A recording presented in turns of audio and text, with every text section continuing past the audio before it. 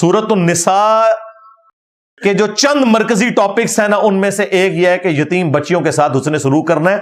اور اللہ تعالیٰ نے یہاں تک کہا کہ جس کی پرورش میں یتیم بچیاں ہیں نا، وہ ان سے شادی بھی نہ کرے. اس کو ڈسکریج کیا. جواز موجود ہے حق مہر دے کے، لیکن اللہ تعالیٰ نے کہا ڈسکریج کرو.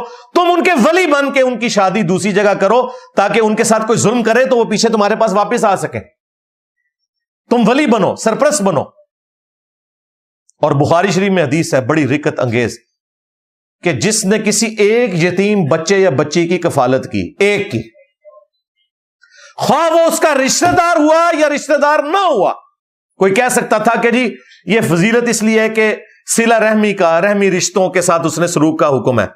اللہ کے نبی نے فرمایا خواہ وہ رشتہ دار ہے یا غیر رشتہ دار ہے، ایک بچے یا بچی کی کسی نے کفالت کی، وہ جنت میں میرے ساتھ ایسے ہوگا